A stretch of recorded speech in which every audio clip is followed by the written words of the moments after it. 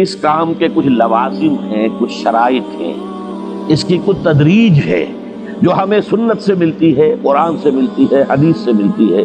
تو میں اس کام کے ضمن میں اس کی وہ تدریجی مراحل اور اس کے لوازم اور اس کی شرائط بیان کرنا چاہتا ہوں. سب سے پہلی شرط اول، وہ فارسی کا شعر مجھے یاد آیا کہ در رہے منزل لیلا کے خطر ہاش بسے، شرط اول قدمی نس کے مجنون باشی.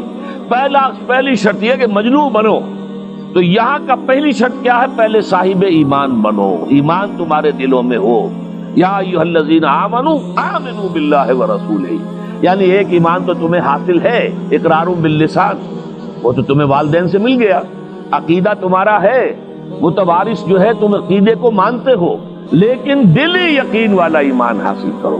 اصل میں اس کے بعد گاڑی چلتی ہے، اس کے بعد جو ہے نتائج نکلتے چلے جائیں گے. لیکن اگر وہاں ایمان کی کمزوری ہے تب اوپر سے کوششیں کریں گے، نتیجہ نہیں نکلے گا، آگے ہم بڑھ نہیں سکیں گے. ہمارے جو جد و جہد ہے وہ کامیابی سے ہمکنار نہیں ہوگی. اس جیسے ہی ہے جیسے ہم درخت لگانا چاہ رہے ہیں جس کی جڑ ہی نہیں ہے. آپ زمین کھود کر درخت جو اس کے اندر گاڑ دیں گے تو زمین تو نہیں پکڑے گی اس کو، وہ تو نیچے سے جڑ ہو اور پھر درخت جو ہے اس سے ابھرے، تو وہ ہوتا ہے کہ جس کے لیے یوں سمجھیے سرسبز درخت بنے گا. اس حوالے سے سب سے پہلا قدم کیا ہے؟ ہم اپنے گریبانوں میں جھانکیں، اپنے دلوں کو ٹٹولیں، وہ یقین والا ایمان ہے یا نہیں. اگر ہے تو اللہ کا شکر ادا کیجیے، تہنیت، مبارکباد.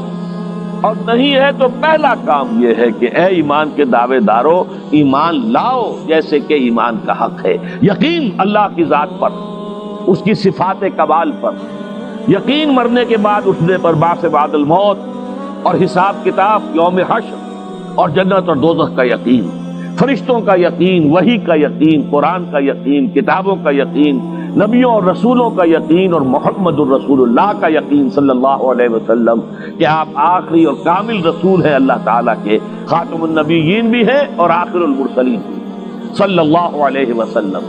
یہ یقین پہلے پیدا ہونا چاہیے.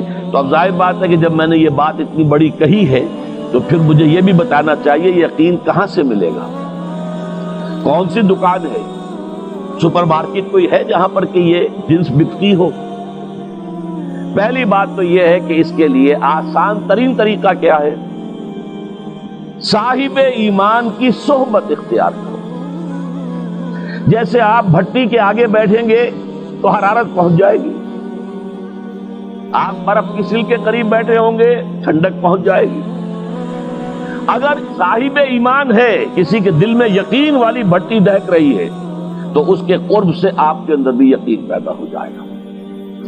دوسرا طریقہ یہ ہے کہ شریعت کے احکام پر عمل کیے جاؤ، کیے جاؤ، کیے جاؤ، کیے جاؤ. اس عمل سے بھی یقین پیدا ہوتا ہے. یہ دو طرفہ معاملہ ہے، یقین سے عمل پیدا ہوتا ہے اور عمل سے یقین پیدا ہوتا ہے.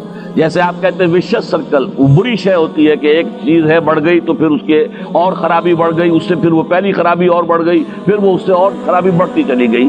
جیسے پیچ آپ کہتے ہیں ہر چکر کے ساتھ وہ پیچ آگے بڑھتا جاتا ہے. اسی طریقے سے بھلائی کا بھی ایک سرکل ہے.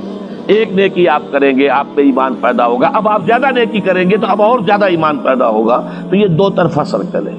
اور تیسری بات جو ہے، خاص طور پر فہیم، ذہین، انٹلیکچوئل لوگ، سمجھدار لوگ، اور آج کی دنیا آپ کو معلوم ہے کہ ہمارے نوجوان طبقے میں بہت بڑی تعداد ہے بہت سمجھدار لوگوں کی، اس لیے کہ ان کی معلومات کا دائرہ بڑا وسیع ہو گیا ہے. جدید دنیا میں جو علوم ہے ان کا ایکسپلوژن ہے، دھماکہ ہو گیا، اتنے علوم پھیل گئے اور اس کے اثرات ہیں.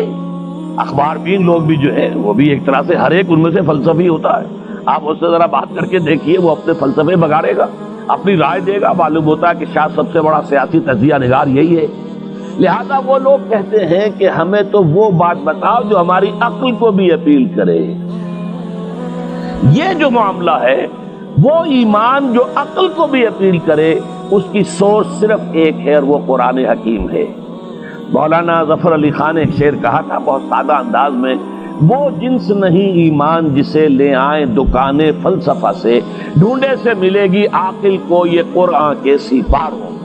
عاقل جو ہے انٹلیکچوئل، ایک ہے عام آدمی. عام آدمی جو ہے صاحب یقین کی صحبت سے بھی یقین پیدا ہو جائے گا، عام آدمی عمل کرتا رہے گا اس سے بھی یقین پیدا ہو جائے گا.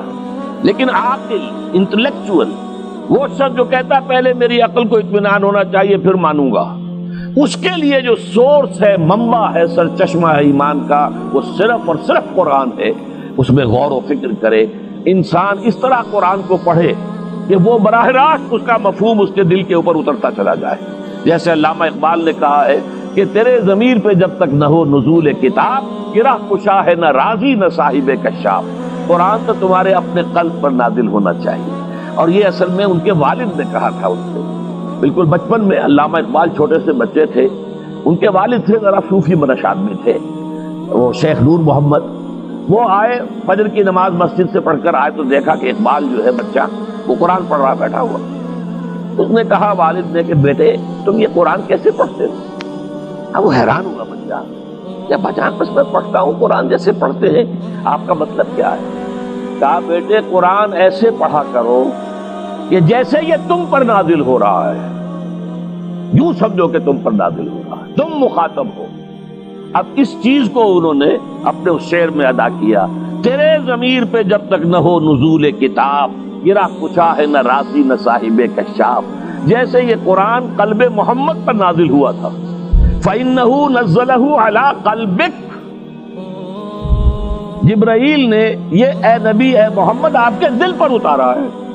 تو جب تک ہمارے بھی دل پر نہیں اترے گا تو قرآن مجید جو ہے وہ ہمیں انسپائر نہیں کر سکے گا۔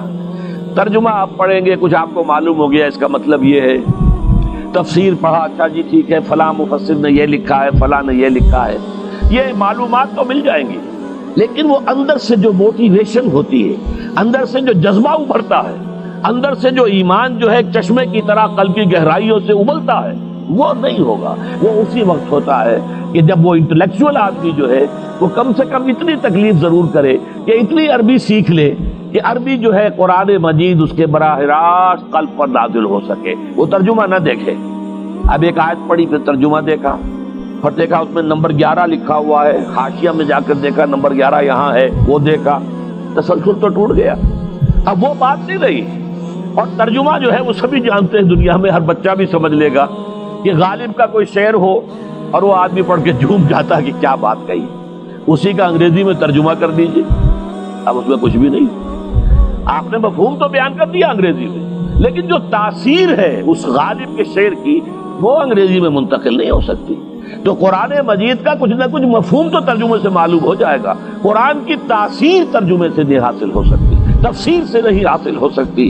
اسی لیے دو سب سے بڑی تفسیروں کا ذکر علامہ اقبال نے کیا ہے کہ گرہ کشا ہے نہ راضی، نہ امام راضی کی تفسیر کبیر سے تمہیں فائدہ ہوگا اور نہ امام زمخشری کی کشاف سے ہوگا، جب تک کہ تمہارے اپنے دل پر قرآن نہ اترے۔ اور اس کے لیے لازم ہے کم سے کم یہ کہ اتنی عربی انسان سیکھ لے کہ بیریئر نہ ہو ٹرانسلیشن کا، کوئی پردہ حائل نہ ہو درمیان میں، تسلسل نہ ٹوٹے، آپ براہ راست پڑھ رہے ہیں اور براہ راست اس کا مفہوم آپ کے قلب پر لازم ہوا۔ تو پہلا سٹیپ جو میں نے ان 3 آیتوں پر اضافی آیت سورہ نساء کی آپ کے سامنے رکھی، ہم میں سے ہر شخص کا پہلا کام یہ ہے کہ وہ یقین والا ایمان حاصل کرے۔ عام آدمی کے لیے صاحب یقین کی صحبت بھی مفید، عام آدمی کے لیے عمل سے بھی یقین پیدا ہوتا ہے، لیکن انٹلیکچوئل کے لیے، ذہین کے لیے، فہیم انسان کے لیے، انٹیلیجنسیا جسے آپ کہتے ہیں، اس کے لیے لازم ہے کہ وہ قرآن مجید کی گہرائیوں میں غوطہ زنی کرے اور قرآن اس کے اپنے قلب کے اوپر نازل ہو تو کہیں جا کر وہ قرآن کو سمجھے گا۔ چنانچہ علامہ اقبال کا ایک اور شعر میرے ذہن میں آیا ہے، وہ میں آپ کو سنا دوں۔ ہم یہ سمجھتے ہیں کہ عرب تو ان کی اپنی زبان ہے، لہذا وہ تو قرآن مجید کو سمجھتے ہی ہوں گے، لیکن بسا اوقات ایسا بھی ہوتا ہے اگر دل پر حجاب آئے ہوئے ہوں تو قرآن مجید کے سمجھنے سے بھی کچھ حاصل نہیں ہوتا، دل پر حجاب ہے۔ یہی وجہ ہے تو عرب ہو یا عجم ہو، تیرا دل نہ دے گواہی، لغت غریب یہ قرآن مجید جو ہے، تو عجم ہو یا عرب ہو، یہ قرآن مجید تیرے لیے لغت غریب رہے گا جب تک کہ تیرا دل گواہی نہیں دیتا۔ تو ایک تو طلب ہدایت ہو انسان کے اندر، اور دوسرے یہ کہ قرآن مجید کو براہ راست نازل ہونے کا موقع ملے قلب کے اوپر، تو ایمان یقین والا حاصل ہوگا۔